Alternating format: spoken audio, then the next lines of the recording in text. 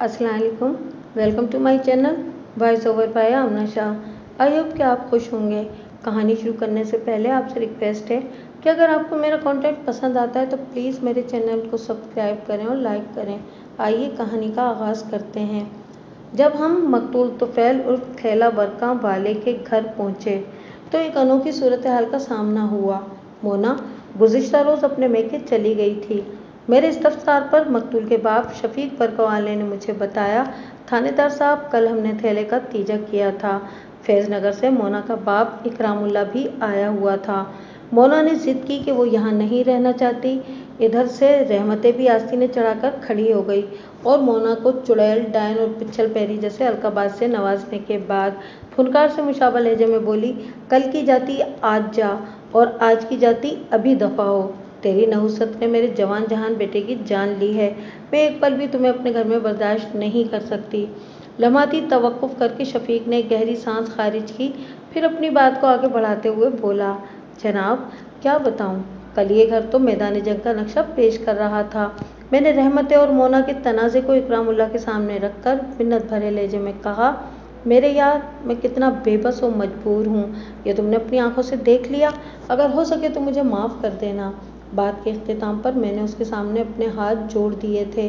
मुझे शर्मिंदा ना करो दोस्त। इकरामुल्लाह मेरे जुड़े हुए हाथों को थाम कर गहरी संजीदगी से बोला, इसमें तुम्हारा कोई कसूर नहीं है। मेरी बेटी ही की किस्मत ख़राब है। इंसान का माजी साए के मानिद उसके ताक़ुब में रहता है।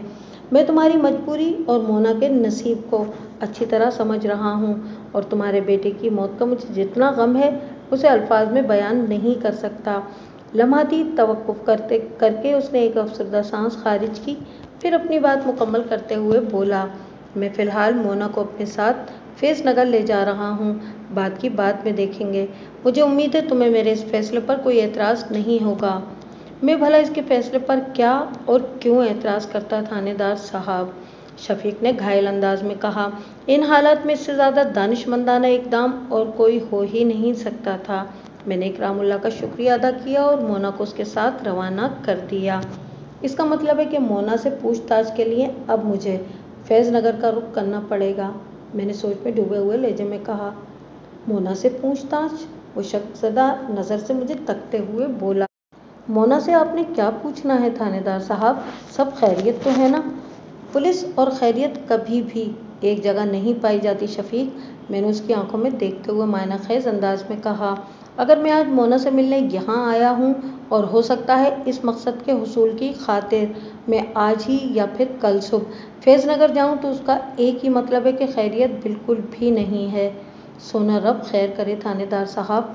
वो सहमी हुई नज़र से मुझे देखते हुए बोला, आपने तो डराने वाली बातें शुरू कर दी हैं। कुछ मुझे भी तो बताएं कि आपके दिमाग में क्या चल रहा है। आपका चेहरा देखकर तो मुझे खौफ महसूस हो रहा है जनाब। डरने या परेशान होने की ज़रूरत नहीं है शफीक, ये मामला इससे भी ज़्यादा संगीन और सनसनीखेज़ है। मैंने सरसराती हुई आवाज़ में कहा, तुमने अपने जवान जहान बेटे को अभी मट्टी में उतारा है। मैं थैले को वापस तो नहीं ला सकता, मगर मैं तुम्हारे दुख और दर्द में बराबर का शरीक हूँ।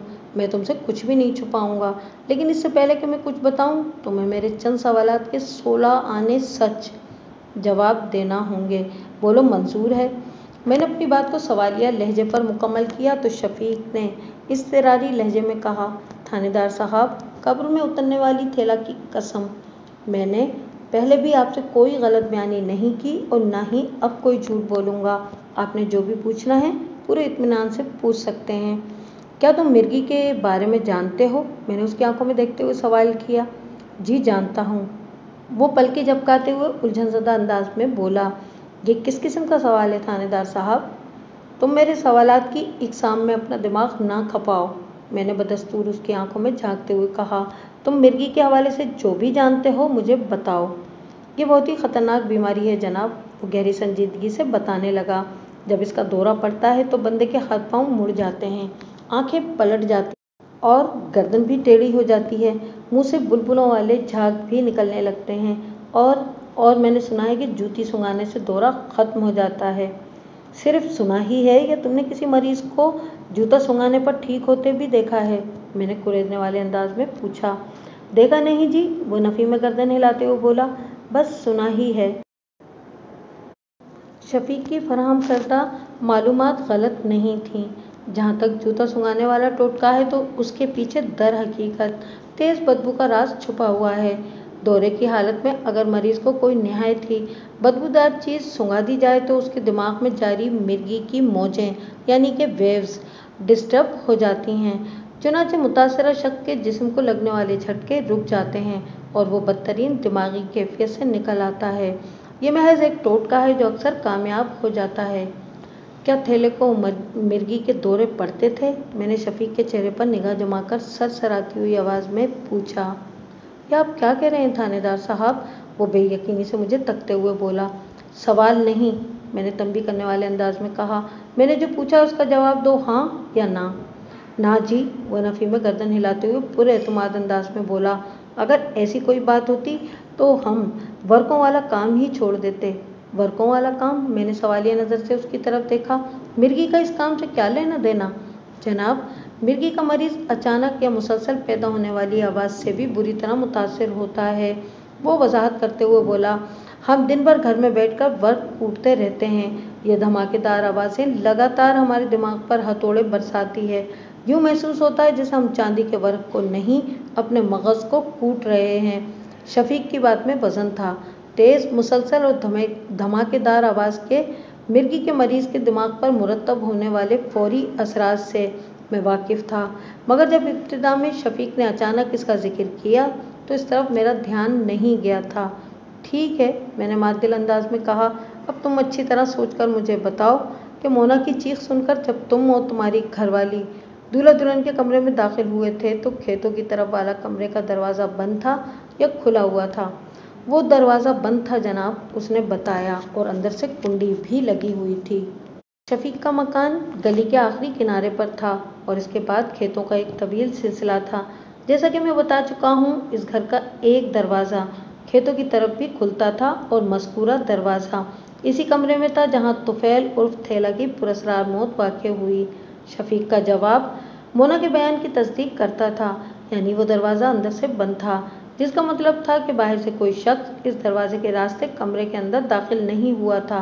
लेकिन खोजी लतीफ़ मुग़ल की तहकीक इस सूरत हाल से लग्गा नहीं खाती थी। खोजी के मुताबिक 10 नंबर के पाँव वाला कोई बंदा इस दरवाजे से कमरे में दाखिल हुआ था और इसी रास्ते से वापस भी गया था। खोजी ने मज़कूरा दरवाजे के लिए अगरचे पिछला दरवाजे के अल्फाज इस्तेमाल किए थे, मगर दर हकीकत वो इस घर की मकानियत के एतबार से साइड वाला दरवाज़ा कहलाता था। थानेदार साहब, अगर कोई हर्ज ना हो तो मुझे भी कुछ बताएं। मुझे गहरी सोच में डूबा देखकर शफीक ने तशवीश भरे लहजे में कहा। आप मुझे काफ़ी परेशान नज़र आ रहे हैं। कोई हर्ज नहीं है, मैंने ठोस अंदाज में इससे कहा। फिर नहायत ही मुख्तसर अल्फाज में इसे हकीकत हाल से आगाह करने के बाद तायदी लहजे में इजाफा कर दिया। इन बातों को अभी खुद तक ही महदूद रखना, वरना तफ्तीश का सिलसिला मुतासिर हो सकता है। समझ गया थानेदार साहब, वो इस बात में गर्दन हिलाते हुए बोला। हमारे दरमियान गुफ्तगू हो ही रही थी कि रहमत ने कमरे में आकर कहा, थाने से 2 बंदे आए हैं, एक तो वो वर्दी में है और दूसरा एक दुबला पतला बंदा है। मैंने बाहर निकल कर देखा, वो कांस्टेबल अमजद और खोजी लतीफ़ मुग़ल था, जिसके लिए रहमत ने दुबला पतला बंदे के अल्फाज इस्तेमाल किए थे। मैंने खोजी की तरफ देखते हुए कहा, क्या बात है चाचा, तुम थाने जाने की बजाय इधर आ गए और मेरे एक सिपाही को भी साथ ले आए हो, खैरियत तो है? पहली बात तो ये जनाब कि अगर सब कुछ ठीक होता तो मुझे आपके पीछे यहाँ आने की ज़रूरत ही क्या थी, वो अपने मखसूस चुपते हुए लहजे में बोला। दूसरी बात ये कि मैं अभी आपके थाने ही से आ रहा हूँ और ये सिपाही मेरी फरमाइश पर नहीं बल्कि आपके हवलदार के हुक्म पर मेरे साथ आया है। तीसरी बात भी सुन लें कि मैं कल शाम से पहले भी आपसे मिलने थाने आया था, मगर पता चला कि आप शहर से बाहर गए हुए हैं। और चौथी बात ये कि बस, मैंने हाथ उठाकर किते कलामी करते हुए तेज़ लहजे में कहा, इधर उधर की बातें बहुत हो गई, सीधा सीधा मुद्दे पर आ जाओ। मैं आपको कुछ दिखाना चाहता हूँ मलिक साहब, वो जोश भरे अंदाज में बोला। फिर अपने हाथ में पकड़े हुए झोले में हाथ डालकर कुछ तलाश करने की कोशिश में मसरूफ़ हो गया। मैंने गुज़िश्ता रोज़ यानी मौरख़ा 27 अक्टूबर को खोजी को जो होमवर्क दिया था उसके मुताबिक उसे खेतों के आखिरी हिस्से तक जाकर नंबर 10 साइज़ के पाँव वाले पुरस्कार बंदे का सुराग लगाना था, ताकि इस बात का तयन किया जा सके कि वो बंदा किधर से आया था और वापस कहाँ गया था। मेरी निगाह खोजी पर ही लगी हुई थी। उसने अपने झोले के अंदर से बड़े बड़े साइज का एक जूता बरामद किया, फिर इसे मेरी सिमत बढ़ाते हुए फखरिया लहजे में बोला, ये लें जी मुद्दी मुद्दा। मैंने इसके हाथ से वो जूता लेकर उसका तनकीदी जायजा लिया। वो कच्चे चमड़े का खुस्सा नुमा जूता था और साइज के लिहाज से इसे 10 नंबर का जूता कहा जा सकता था। मैंने सरसराते हुए लहजे में खोजी से इस्तफसार किया, ये तुम्हें कहाँ से मिला है? खेतों के आखिरी किनारे पर यह जूता एक खेत के अंदर पड़ा हुआ था, वो वजाहत करते हुए बोला। जाए वारदात से मैंने जो खुरा उठाया था वो इसी जूते का है मलिक साहब। मैंने खेतों से आगे भी इस खुरे को ढूंढने की कोशिश की है मगर कामयाबी हासिल नहीं हुई। कामयाबी हासिल नहीं हुई? क्या मतलब? इसकी बात मुकम्मल होने से पहले मैंने सवाल ताक दिया। मतलब ये कि वो ठहरे हुए लहजे में बताने लगा, खेतों से आगे मुझे 10 नंबर साइज के एक और पाँव का खुरा मिला है मगर इसका जूता ये नहीं था। यही समझ में आता है कि जूते का एक पाँव खेतों में गिर जाने के बाद इस बंदे ने जूते तब्दील कर लिए थे। मैंने अभी जिस नए खुरे का जिक्र किया है वो चंद कदम के बाद नापेद हो गया था। वहाँ पर मुझे एक घोड़े के पाँव के वाज़ेह निशान दिखाई दिए हैं। मैं दावे से कह सकता हूँ कि जिस बंदे की हमें तलाश है वो किसी घोड़े पर सवार होकर सीधा शुमाल की सिमत गया है। फरीदाबाद से शुमाल में 2 मील के फासले पर मौजे फैज़नगर था, यानी वो गांव जहां से मोना ब्याह कर आई थी।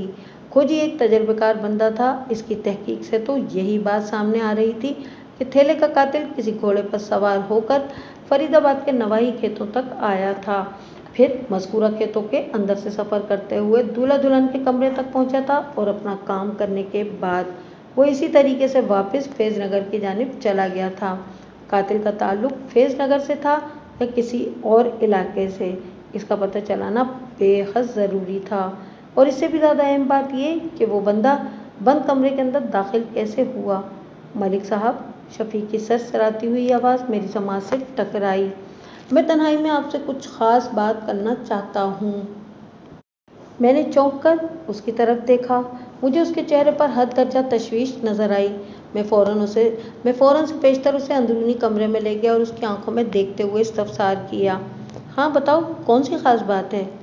खोजी जो खुस्सा लेकर आया है, वो इंकिशाफ अंगेज लहजे में बोला, वो तो इकरामुल्लाह का है। ये तुम क्या कह रहे हो शफीक? मैं गड़बड़ा कर रह गया। क्या तुम्हें पक्का यकीन है? जी हाँ, उसने उस बात में सर हिलाया और बताया। इस शादी से चंद रोज़ पहले जब मैं फैज़नगर गया था तो मैंने इकरामुल्लाह को यही खुस्सा पहने देखा था। 1 मिनट, मैंने सोच में डूबे हुए लहजे में कहा, ये ज़रूरी तो नहीं कि कच्चे चमड़े से बना हुआ इस किस्म का खुस्सा सिर्फ इकरामुल्लाह ही पहनता हो, ये किसी और शख्स का भी तो हो सकता है। मैं साइज़ की वजह से भी कह रहा हूँ जनाब, वो वजाहत करते हुए बोला। इकरामुल्लाह के पाँव और हाथ खासे बड़े हैं, जैसा कि उमूमन कुम्हारों के होते हैं। शफीक की बात सुनकर मुझे एक पुरानी कहावत याद आ गई, सर बड़े सरदारों के, हाथ बड़े कुम्हारों के, पाँव बड़े खरकारों के और पेट बड़े बीमारों के। फिर मैंने शफीक की तस्दीक करते हुए कहा, पाँव बड़े कुम्हारों के नहीं, खरकारों के। जी, वो जल्दी से बोला, मैं यही कहना चाह रहा था। यह भी तो हो सकता है, मैंने उसकी आंखों में देखते हुए कहा। इस नंबर के जूते फैज़नगर में इकरामुल्लाह के अलावा भी कोई पहनता हो? जी हो सकता है, मगर मैं वसूख से इस बारे में कुछ नहीं कह सकता, वो मादिल अंदाज में बोला। मैं फैज़नगर के हर बंदे को ज़ाती तौर पर नहीं जानता। और फरीदाबाद के बारे में तुम्हारी क्या राय है? मैं समझा नहीं जनाब, वो उलझनज़दा नज़र से मुझे तकने लगा। तुम फरीदाबाद के वसनीक हो, यहाँ के हर बंदे को तुमने अच्छी तरह देख रखा है, मैंने समझाने वाले अंदाज में कहा। क्या 10 नंबर का जूता पहनने वाला कोई बंदा इस गांव में मौजूद है? चंद लम्हे सोचने के बाद उसने मुतज़ब्ज़ब लहजे में जवाब दिया, मेरा ख्याल है कि नहीं। शफीक, तुम्हारे जवाब में यकीन और एतमाद का फुकदान नज़र आ रहा है, मैंने साफ गोई का मुजाहरा करते हुए कहा। बहरहाल फैज़नगर का रुख करने से पहले मैं फरीदाबाद को चेक करना चाहूँगा। वैसे ये बात मेरी खोपड़ी में जगह नहीं बना रही कि थैले के कत्ल में उसके ससुर इकरामुल्लाह का हाथ हो। मैं भी किसी कीमत पर ये बात मानने को तैयार नहीं हूँ थानेदार साहब, वो जोर देकर बोला। जो बाप अपनी बेटी का घर बसाने के लिए हर वक्त फिक्र और परेशानी में घिरा रहता था और मेरे हामी भरने पर वो दिल की गहराइयों से मेरा शुक्रगुजार था, वो भला कैसे और क्यों अपने हाथों से अपने दामाद की जान ले सकता है? अगर ये गुस्सा वाक़ियतन इकरामुल्लाह का ही है तो, मैंने पुरख्याल अंदाज में कहा, फिर यकीनन किसी शरपसंद शख्स ने इसे इस केस में फंसाने की साजिश की है। मुझे भी कुछ ऐसा ही लगता है जनाब, वो ताइदी अंदाज में गर्दन हिलाते हुए बोला और पूछा, आप फरीदाबाद में क्या चेक करना चाहते हैं? तुम्हारे हिसाब से फरीदाबाद में मर्दों की तादाद क्या होगी? इसकी बात का जवाब देने की बजाय मैंने उल्टा सवाल कर दिया। यही कोई 150 होंगे जनाब, उसने बताया। मैं इन तमाम मर्दों के पाँव चेक करने का इरादा रखता हूँ, मैंने जवाब दिया, और वो भी खोजी लतीफ़ मुग़ल की निगरानी में, जिसने तुम्हारे बेटे थेले के कातिल का खुराक पकड़ा है। वो ऐसी नज़र से मुझे देखने लगा जैसे यकीन ना आ रहा हो कि थेले को मोना के जिन ने नहीं, किसी इंसान ने मौत के घाट उतारा था। मैंने शफीक को उसकी सोच के साथ साथ नबर्द छोड़ा और इस मिशन में मसरूफ़ हो गया जिसका मैंने अज़्म ज़ाहिर किया था। ये कोई आसान काम नहीं था, पूरे गांव के मर्दों को जमा करना और फिर उनके पाँव का साइज़ और खुराक चेक करना। लगभग 5 घंटे में हमने अपना मिशन मुकम्मल कर लिया। जिन मर्दों को हमने चेक किया उनमें से किसी एक का पाँव भी 10 नंबर का नहीं था। मतलब ये कि बकुआ की रात मोना और थेला की ख्वाबगाह में दाखिल होने वाले कातिल का ताल्लुक फरीदाबाद से नहीं था। मैंने फिर भी एहतियातन पूछ लिया, कोई रह तो नहीं गया भाई? हर तरफ से मुझे नफ़ी में जवाब मिला। अब इतना वक्त नहीं बचा था कि मैं फैज़ नगर का कस्द करता। मैंने इस काम को कल के लिए छोड़ा और थाने का रुख किया। जब हम थाने पहुँचे तो मगरिब की अजान हो रही थी। मेरे लिए क्या हुक्म है मलिक साहब? लतीफ़ मुग़ल ने उम्मीद भरी नज़र से मुझे देखते हुए पूछा। क्या तुम हुक्म के ग़ुलाम हो चाचा, जो इस किस्म के सवाल कर रहे हो? मैंने छेड़ने वाले अंदाज में पूछा। मैं हुक्म का ग़ुलाम और आपके हुक्म का यक्का हूँ सरकार, वो दोनों हाथ जोड़ते हुए बोला। अगर आप मुझे फारिग कर दें तो आपकी मेहरबानी होगी जनाब। चाचा, फरागत तो मिलेगी काम की तकमील के बाद, मैंने दो टोक अंदाज में कहा। जब तक थेले का कातिल मेरे हत्थे नहीं चढ़ जाता, मैं तुम्हें अपने हाथ से छोड़ने वाला नहीं। लिहाजा मैं जैसा कहता हूँ चुपचाप करते जाओ।